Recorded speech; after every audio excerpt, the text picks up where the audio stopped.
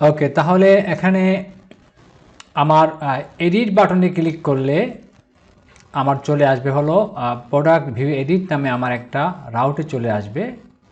ওকে, আমরা রাউট তৈরি করি, তাহলে এটা গেট হবে। তাহলে আমি নাম দেই প্রোডাক্ট এডিট। ওকে, নামটা আমরা এখান থেকে কপি করে আনতে পারি, একই নাম রাখি আমরা। তারপরে আমরা সেই কন্ট্রোলের পাথটা আমরা দেখাই দিই।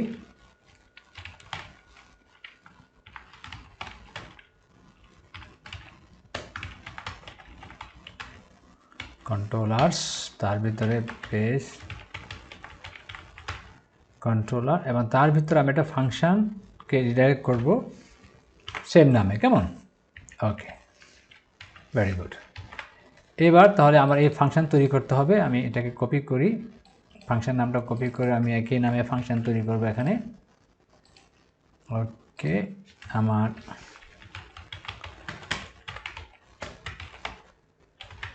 পাবলিক ফাংশন এটা, কেমন? ওকে, এখন এই ফাংশনের ভিতরে আমি একটা প্যারামিটার নিব। এই প্যারামিটারটা আমি আইডিকে নিয়ে আসবো, কেমন? আইডি, এবং তাকে আমি নাল করে রাখবো, কেমন? ইনফ্যাক্ট এই জায়গাতেও আমাকে আইডিটা নিয়ে আসতে হবে, কেমন? এই জায়গাতে, কেমন? যে আমি যে আইডি না আনি তাহলে আসলে আমি ওই আইডি ওয়াইজ আমি সেটাকে এডিট করতে পারবো না।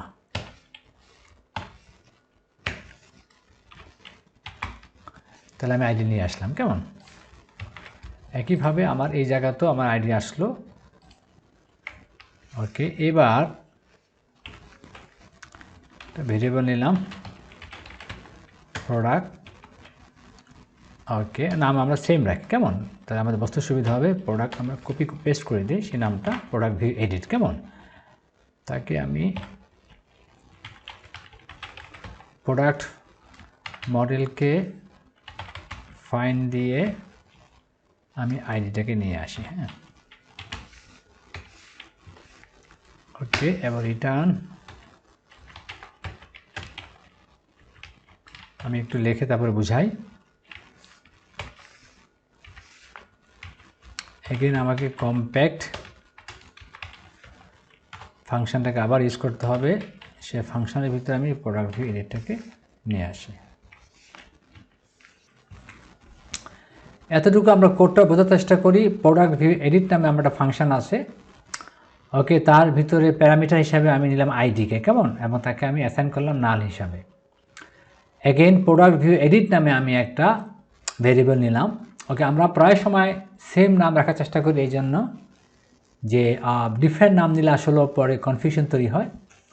তো এটা আসলে আপনাদের সুবিধার্থে, আপনাদের বোঝার সুবিধার্থে এই কাজটা করা, কেমন? কিন্তু যখন আপনারা প্রফেশনাল হয়ে যাবেন, ভালো প্রোগ্রামার হয়ে যাবেন, তখন আপনি আসলে ডিফারেন্ট নাম দিয়েও কিন্তু কাজ করতে পারবেন, কেমন? তাহলে এই প্রোডাক্টটা হলো আমার মডেল, কেমন? তাহলে আমি ফাইন্ড নামে একটা ফাংশনের মাধ্যমে আইডিকে ধরলাম, কেমন? কেমন? আইডি, কেমন? যে আমি যদি ধরি এই আইডি, কেমন? এইটা, তাহলে আমার এখানে আইডি শো করবে, কেমন? আমি যদি এইটা, কেমন? এই প্রোডাক্টটা, তাহলে তার আইডি আমাকে নিচে শো করবে, কেমন? তাহলে সেটা এই জন্য আমি ফাইন্ড করলাম আইডিকে, সেটাকে আমি স্কোপ রেজুলেশন অপারেটরের মাধ্যমে আমি পাঠিয়ে দিলাম প্রোডাক্টের ভিতরে, টার্মের ডাটাবেজের ভিতরে, মানে মডেলের ভিতরে দিয়ে তাকে অ্যাসাইন করে দিলাম আমি এই ভেরিয়েবলের ভিতরে। এবার রিটার্ন ভিউতে আমাকে করতে হবে পেজটাকে ডিসপ্লে করার জন্য, কেমন? এবং সেই পেজটা আসবে এটা প্রোডাক্ট ভিউ ডিটেল, কেমন? এই পেজটা আসবে। আসার পরে এগেইন ওই যে আমি আগেই নিয়েছিলাম একবার কম্প্যাক্ট একটা কি আমাদের ফাংশন, তার মাধ্যমে আমার যে ভেরিয়েবলের ভিতরে যা ভ্যালুগুলো আছে সেটাকে আমি অ্যারে আকারে আমি নিয়ে আসব, কেমন? এবার আমি প্রোডাক্ট ভিউ এডিট নামে যে পেজটা আছে আমি সে পেজে চলে যাই। আমি সেখানে পেস্ট করি কোডটা, কেমন? আগে কোড করে পেজটা আমি কোডিংগুলো বোঝার চেষ্টা করি। হ্যাঁ, ওকে, তার মানে সেই যে পেজটা আসবে সেই পেজের ভিতরে আমি কি করলাম, যে প্রোডাক্ট ভিউ এডিট নামে আমার যেই ফাংশনটা আছে সেই ফাংশনের মাধ্যমে, কেমন? সেই ফাংশনের মাধ্যমে আমি সমস্ত আইটেমগুলো নিয়ে আসলাম একে একে, কেমন? ওকে, সমস্ত আইটেমগুলো আমি একে একে নিয়ে আসলাম। ওকে, ভালো কথা। আনার পরে নিশ্চয় আমি সেখানে এডিট করব। তাহলে আমি যাই সেই পেজের ভিতরে, product view, edit, page not found. কেন ফাউন্ড না? ওকে, পেজটা কেন আসে নাই? পেজ না আসার মূল কারণ হলো ফাংশন না, পেজ না আসার মূল কারণ হলো বেসিক্যালি আমার রাউটে গিয়ে কোনো সমস্যা হয়েছে। নাম ঠিক আছে, প্রোডাক্ট ভিউ এডিট। ও, এখানে আসলে $সাইন হবে না, শুধু আইডি হবে, কেমন? সরি। এবার রিফ্রেশ দিয়ে আমরা, ওকে, পেজটা চলে আসছে, কেমন? এখন এই পেজের ভিতরে আমরা কি করব? আমরা প্রোডাক্টটাকে আমরা চেঞ্জ করব, কেমন? ভ্যালুটাকে চেঞ্জ করব।